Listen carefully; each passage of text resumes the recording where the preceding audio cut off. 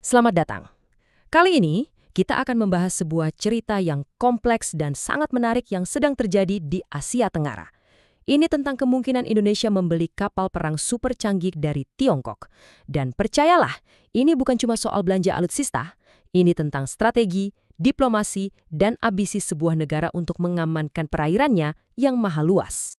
Oke, kita mulai dari sini ya. Semuanya berawal dari pertanyaan yang kelihatannya simple, tapi jawabannya, wah, rumit sekali. Indonesia kan negara kepulauan terbesar di dunia, dan ini memberikan tantangan keamanan yang skalanya luar biasa besar. Seberapa besar? Nah, ini dia angkanya. 6,4 juta kilometer persegi. Itulah total luas perairan Indonesia. Mengamankan wilayah seluas ini dari berbagai ancaman, ya jelas jadi salah satu prioritas strategis utama negara. Untuk ngerti apa yang terjadi sekarang, kita harus lihat gambaran besarnya dulu. Ini dia peta jalan kita untuk pembahasan kali ini. Kita akan mulai dari kenapanya dulu, skala masalah maritim Indonesia, terus kita lihat solusi yang ditawarkan Tiongkok, kita akan bedah kapalnya, dalami debat panas seputar kesepakatan ini, dan terakhir kita lihat gambaran yang lebih luas, apa artinya semua ini bagi kawasan kita. Oke, kita masuk ke bagian pertama. Sebenarnya kebutuhan akan angkatan laut yang kuat itu bukan hal baru buat Indonesia.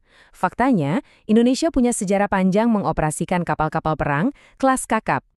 Nah, yang menarik banget dari lini masa ini adalah ini menunjukkan sebuah ambisi yang jelas. Dari tahun 50-an sampai 70-an, Indonesia itu mengoperasikan beberapa kelas kapal perusak.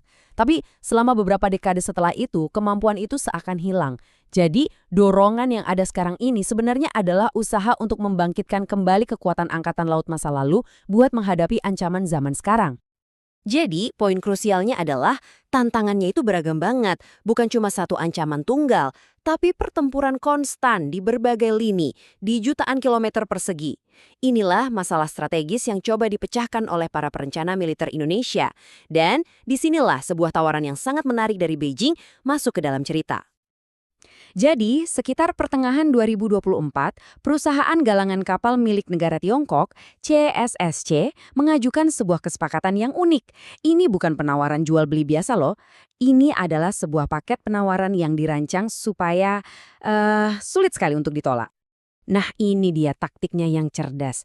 Tiongkok mengaitkan penjualan kapal selam yang tadinya dibuat untuk Thailand dengan diskon besar untuk salah satu kapal perang tercanggih mereka. Ini semacam promosi penjualan strategis, menggabungkan dua aset militer yang kuat menjadi satu paket yang sangat-sangat menggoda. Dan ini semua tidak terjadi begitu saja. Tawaran ini sejalan dengan rencana pertahanan jangka panjang Indonesia sendiri, yang secara eksplisit menyebutkan perlunya kapal kelas perusak. Plus, ini juga pas dengan kerangka kerjasama pertahanan yang makin erat antara Jakarta dan Beijing. Tapi sebenarnya kapal apa sih yang jadi pusat dari kesepakatan ini? Yuk kita bedah perangkat kerasnya. Tipe 052D yang oleh NATO dijuluki kelas Luyang 3 adalah salah satu kapal terbaru dan paling mumpuni di Angkatan Laut Tiongkok. Kapal ini merepresentasikan lompatan teknologi yang sangat signifikan dalam industri perkapalan mereka. Angka-angka ini menunjukkan sebuah kapal tempur permukaan yang besar dan modern, dirancang untuk operasi blue water atau di lautan lepas. Tapi, kekuatan sebenarnya terletak pada sistem dan senjatanya yang sering banget dibanding-bandingkan dengan yang terbaik di dunia. Nah, perbandingan kunci yang selalu muncul dalam analisis militer adalah dengan kelas Arleigh Burke milik Amerika. Klaimnya, sistem radar dan tempur di tipe 052D ini adalah jawaban Tiongkok untuk sistem Aegis milik AS yang sudah terbukti keandalannya, yang selama ini dianggap sebagai standar emas pertahanan udara dan rudal di laut. Daya gempurnya berasal dari 64 sel peluncuran vertikal yang bisa diisi campuran rudal untuk menargetkan pesawat, kapal, bahkan kapal selam. Ini menjadikannya platform multimisi yang sanggup menangani hampir semua jenis ancaman. Di atas kertas, kapal ini persis seperti yang dibutuhkan sebuah negara untuk melindungi jalur lautnya yang luas. Tapi kesepakatan ini jauh dari kata sederhana. Begitu berita tawaran ini mencuat, langsung deh debat sengit dimulai. Berbagai sumber menunjukkan adanya skeptisisme dan kekhawatiran yang mendalam di kalangan pengamat dan publik Indonesia, meskipun di sisi lain kemampuan kapal ini juga sangat jelas. Nah, disinilah letak dilemanya. Di satu sisi, ini kapal yang hebat, bisa dibangun di Indonesia, dan bisa mendorong industri lokal. Di sisi lain, ada pertanyaan-pertanyaan serius soal kinerjanya di lapangan.